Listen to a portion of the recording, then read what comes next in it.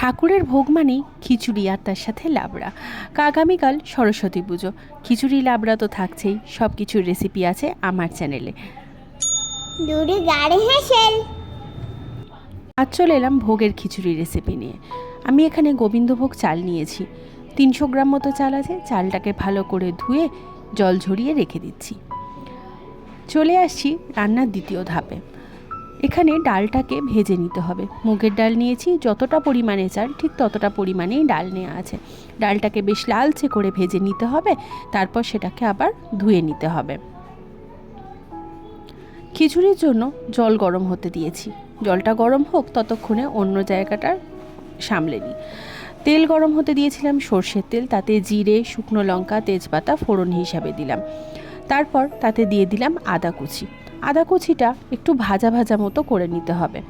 আদা কুচিটা যখন বেশ ভালো মতো ভাজা হয়ে গেছে, সেই সময় যে ডালটা আগে থেকে ভেজে নিয়ে জল দিয়ে ধুয়ে রেখে দিয়ে হয়েছিল, সেই ডালটা এখানে দিয়ে দিলাম। ডালটা সামান্য তেলে একটু ভেজে নিতে হবে। তারপর জল তো আগে থেকে গরম হয়েছিল, জলের মধ্যে ডালটাকে দিয়ে দিচ্ছি নুন আর হলুদ। এখানে যেহেতু ভোগের খিচুড়ি, তাই সন্ধক নুনের ব্যবহার করা হয়েছে। তারপর সব কিছুটা ভালো করে মিশিয়ে চাপা দিয়ে রেখে দিতে হবে যতক্ষণ না ডালটা 80% মতো সেদ্ধ হচ্ছে। যতক্ষণ ডাল সেদ্ধ হচ্ছে ততক্ষণ কপিগুলো একটু ভেজে নিচ্ছি। ঠাকুরের ভোগের খিচুড়ি আর শীতের সময় ফুলকপি তো মাস্ট, কড়াইশুঁটিও কিন্তু চলবে।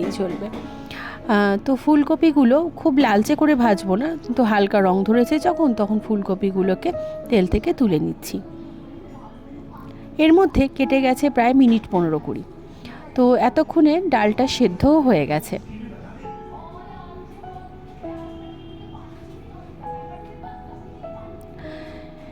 এরপর এখানে যে চালটা ধুয়ে রাখা ছিল আগে থেকে, সেই চালটা এখানে দিয়ে দিচ্ছি।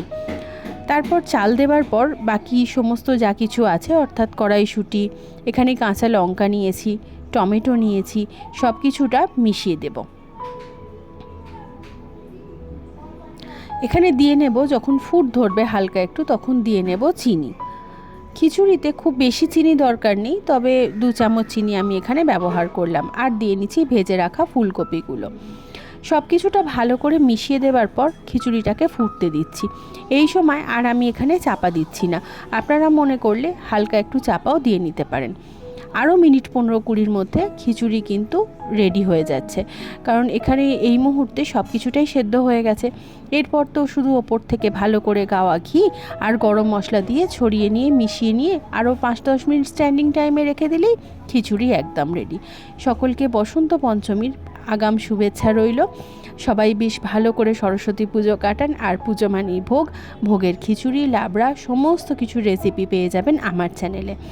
আজ আর বেশি কথা বলছি না। যদি ভালো লেগে থাকে আমার চ্যানেলটা, আমার রান্না যদি ভালো লেগে থাকে, তাহলে অনুরোধ করব সাবস্ক্রাইব করে পাশে থাকার। দেখা হবে নতুন ভিডিওতে। ধন্যবাদ।